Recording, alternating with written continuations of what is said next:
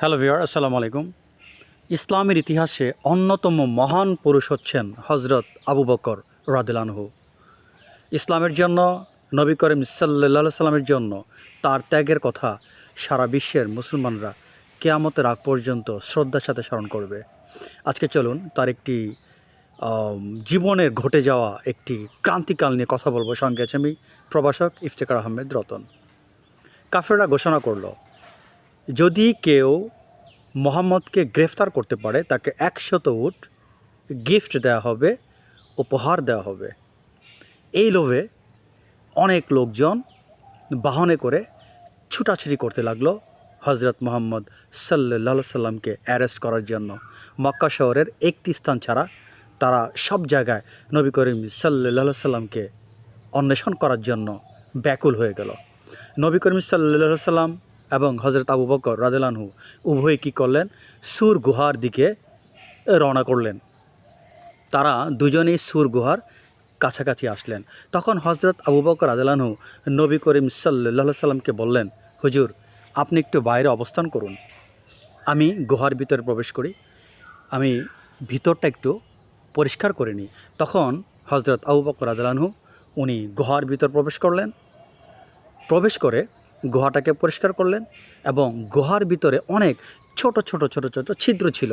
এই ছিদ্র দিয়ে হয়তো কাফেরগণ নবী করিম সাল্লাল্লাহু সাল্লামকে দেখে ফেলতে পারেন। সেই জন্য হজরত আবু বকর রাদিয়াল্লাহু আনহু কাল বিলম্ব না করে উনি ওই গুহার যে ছিদ্রগুলো ছিল ওই ছিদ্রগুলো তিনি গায়ের চাদরটাকে ছিঁড়ে ছিঁড়ে প্রতিটা ছিদ্রকে তিনি ফিল আপ করে ফেললেন। নিজের গায়ের চাদরটাকে টুকরা করে প্রতি টুকরা দিয়ে ওই ছিদ্রগুলোকে তিনি ফিল আপ করে ফেললেন। একটি ছিদ্র বাকি ছিল। হজরত আবু বকর রাদিয়াল্লাহু আনহু কী করলেন?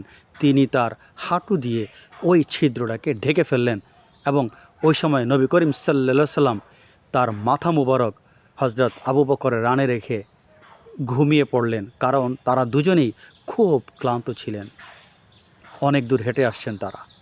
যাই হোক, নবী করিম সাল্লাল্লাহু সাল্লাম তার মাথা মুবারক হজরত আবু বকরের রানের উপর রেখে ঘুমাচ্ছেন। এমন সময় ওই ছিদ্র দিয়ে একটি বিষাক্ত সাপ প্রবেশ করে হজরত আবু বকরের রানে দংশন করে। এতটা বিষধর সাপ ছিল, ওইটার বিষের বেদনায় হজরত আবু বকর কাতর হয়ে গেলেন, ক্লান্ত হয়ে গেলেন, অস্থির হয়ে গেলেন। তারপরে তিনি তার শরীরকে নাড়াচড়া করছেন না, তার হাঁটুকে, তার পাকে কোনো প্রকার নাড়াচড়া করছেন না, কারণ প্রিয় নবী হজরত মুহাম্মদ সাল্লাল্লাহু সাল্লামের ঘুমের ব্যাঘাত ঘটতে পারে। এইভাবে তিনি কি করলেন? সহ্য করলেন, দংশন সহ্য করলেন, তার যন্ত্রণা সহ্য করলেন। এক পর্যায়ে তিনি আর সহ্য করতে না পেরে তিনি কান্না শুরু করলেন, চোখ থেকে পানি পড়া শুরু হলো। এক ফোঁটা পানি রসুল করিম সাল্লাল্লাহু সাল্লামের চেহারা মোবারকে পড়ল। রসুল করিম সাল্লাল্লাহু সাল্লামের ঘুম ভেঙে গেল। তিনি তাকিয়ে দেখেন হজরত আবু বকর কান্না করছেন। জিজ্ঞাসা করলেন, কি হয়েছে আবু বকর? তখন হজরত আবু বকর বললেন, ইয়া রাসূলুল্লাহ, একটি বিষধর সাপ একটি ছিদ্র দিয়ে গুহায় প্রবেশ করে আমার রানে দংশন করেছে, তার যন্ত্রণা আমি কাঁদছি। রাসূলুল্লাহ সাল্লাল্লাহু আলাইহি সাল্লাম তার মুখ থেকে লালা মুবারক ওই ক্ষতস্থানে লাগিয়ে দে। হজরত আবু বকর রাদিয়াল্লাহু আনহু বিষের যন্ত্রণা থেকে মুক্তি পান। যাই হোক, এর মধ্যে আবু জাহেল তার লোকজনদেরকে নিয়ে হজরত আবু বকর রাদিয়াল্লাহু আনহুর বাসায় যান। তার মেয়ে আসমাকে জিজ্ঞাসা করেন, তোমার বাবা কোথায়? হজরত আসমা বলেন, বাবা বাসায় নেই, তিনি বাইরে কোথাও গিয়েছেন। আবু জাহেল অত্যন্ত রেগে যান এবং আসমাকে খুব জোরে একটা তার গালে চড় দেন। হজরত আসমা সেটাকে ব্যালেন্স রাখতে না পেরে তিনি মাটিতে পড়ে যান। তখন আবু জাহেল কী করে? হজরত মুহাম্মদ সাল্লাল্লাহু আলাইহি সাল্লামের পদচিহ্ন অনুসরণ করে যাত্রা শুরু করে, যে এখানে এইভাবে যদি আমরা পদচিহ্ন অনুসরণ করি তাহলে তাকে খুঁজে পাওয়া যাবে।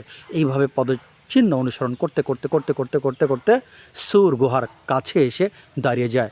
তখন হজরত আবু বকর বলেন, ইয়া রাসূলুল্লাহ, আমি কাফেরদের পাগুলো দেখতে পাচ্ছি, যদি তারা একটু নিচু হয়ে তাকায় তাহলে কিন্তু আমাদেরকে দেখে ফেলবে।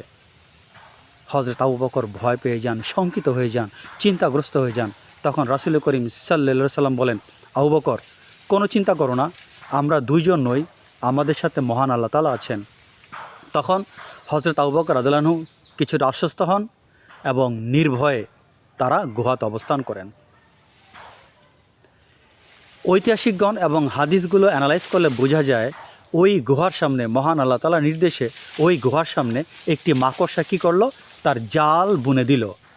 আর ওই জালের সামনে দুটি কবুতর এসে তাদের বাসা তৈরি করলো, খড়কুটা দিয়ে তাদের বাসা তৈরি করলো।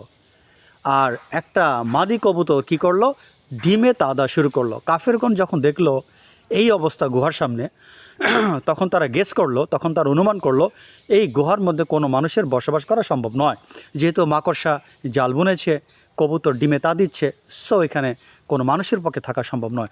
এই ভেবে তারা চলে গেলেন। যাই হোক, পূর্বের ব্যবস্থা অনুসারে হজরত আবু বকরের যুবক ছেলে আবদুল্লাহকে কিন্তু আগে থেকে বলা হয়েছিল, তিনি সারাদিন শহরের নানান নিউজগুলো, সংবাদগুলো সংগ্রহ করে সন্ধ্যার দিকে তিনি ওই সুর গুহায় প্রবেশ করতেন সাথে খাবার নিয়ে। তারপরে ভোর হওয়ার আগ পর্যন্ত তিনি তাদের সাথে অবস্থান করতেন, ভোর হলে তিনি আবার শহরে চলে আসতেন। এতটা ক্রান্তিকাল হজরত আবু বকর রাদিয়াল্লাহু আনহু জীবনকে বাজি রেখে রাসূল করিম সাল্লাল্লাহু আলাইহি সাল্লামের মহব্বতে, মহান আল্লাহ তাআলার প্রেমে পড়ে তিনি এতটা বাজি রেখে, জীবনকে বাজি রেখে তিনি তার জীবনে ঝুঁকি নিয়েছেন। এই জন্য বলা হয় যে হজরত আবু বকর রাদিয়াল্লাহু আনহু যে পরিমাণ ত্যাগ করার সৌভাগ্য অর্জন করেছেন, কোনো সাহাবীর পক্ষে এই ত্যাগ করার সৌভাগ্য অর্জন করা সম্ভব হয়নি। তিনি যে পরিমাণ ত্যাগ করেছেন, কোনো সাহাবীর পক্ষে এই সৌভাগ্যটা অর্জন করা সম্ভব হয়নি।